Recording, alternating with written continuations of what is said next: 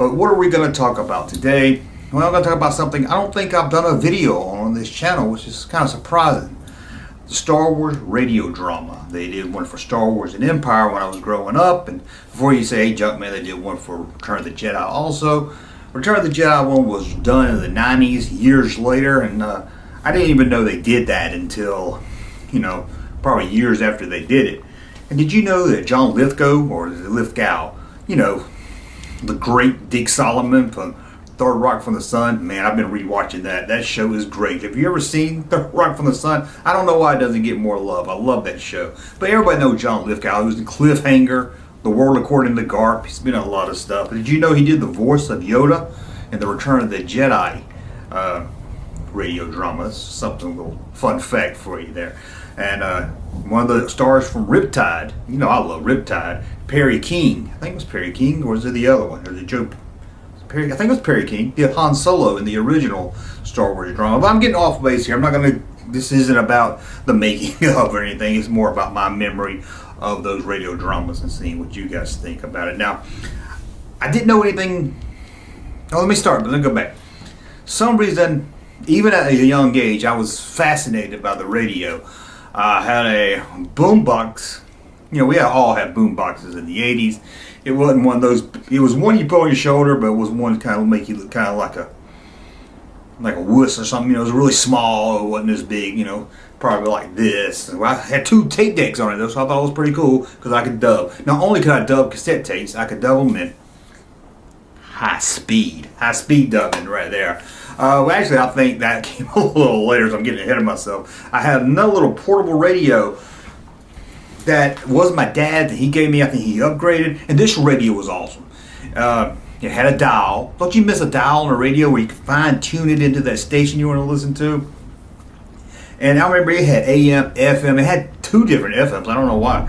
It had a UHF on it. It had, it had a ham radio. It had all kinds of stuff on it. And I can remember I always put it on AM usually and dial that little knob until I found some radio station I could find them miles away, even in other states. And, it was before the internet, so anything outside of my little radius was wild. And I can remember laying in my bed, probably, 8, maybe up to 10, maybe a little older than that, listening to the radio. I just loved listening to the radio. I can remember being young, I'm talking 10, maybe even younger, laying in my bed, late at night, like 2 in the morning, well, maybe not that late, I was probably asleep, but it was late, tuning in, Larry King doing interviews with people I've never even heard of. And I can still remember that intro guy talking about the Peabody Award-winning Larry King. That just brings back memories just saying that. It's that voice right there, the guy whoever did the opening to Larry King. Now, this was before he even had his talk show on CNN when he was still on the radio.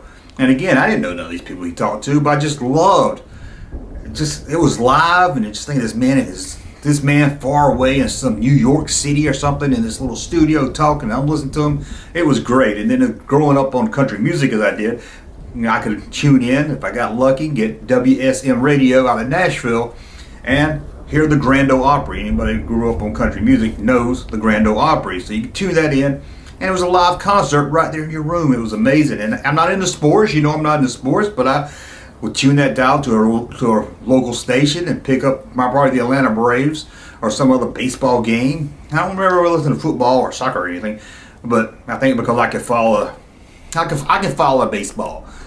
Everything I know what's going on with baseball when I watch it. So I can remember listening to that, hearing that bat hit that ball and everything. And then into the 90s, I still loved my radio, where I would lay up all night, even though I had a job and had to get up in the morning. I would be up all night listening to Art Bell. Oh, I loved the Art Bell radio show.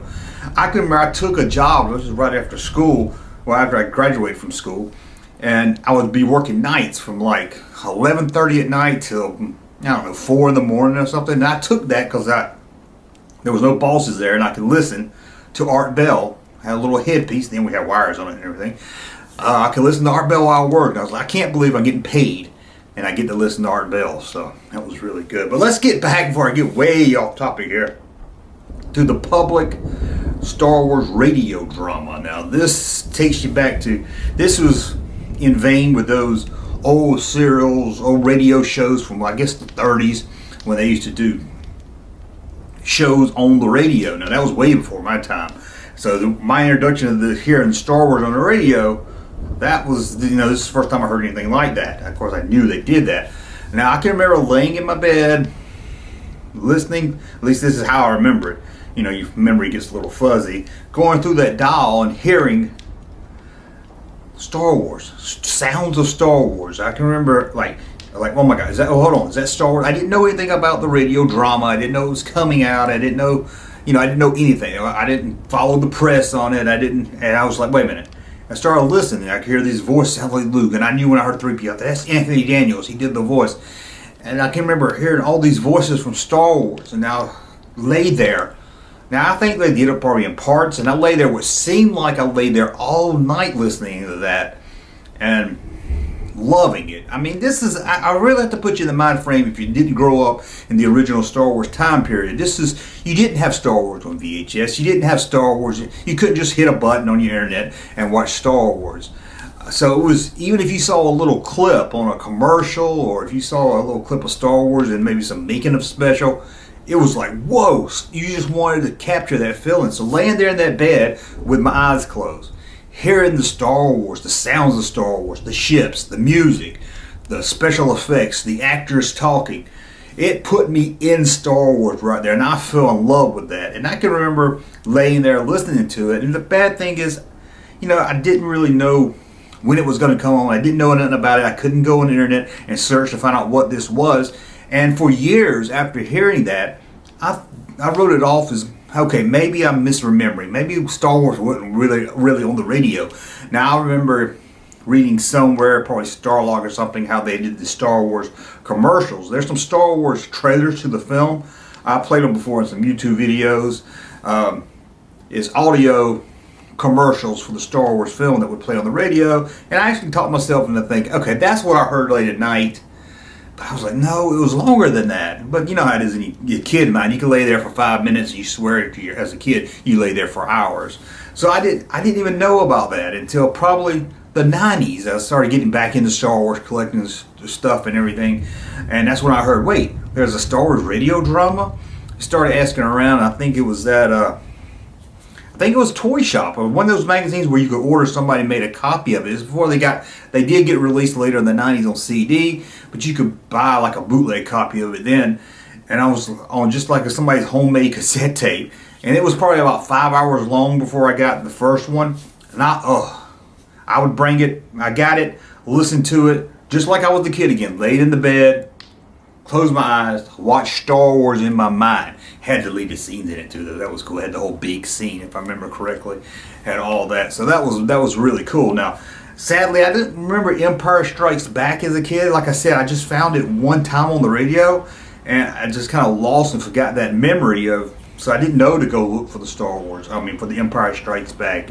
But then years later, they did sell it on CD, all 3 movies.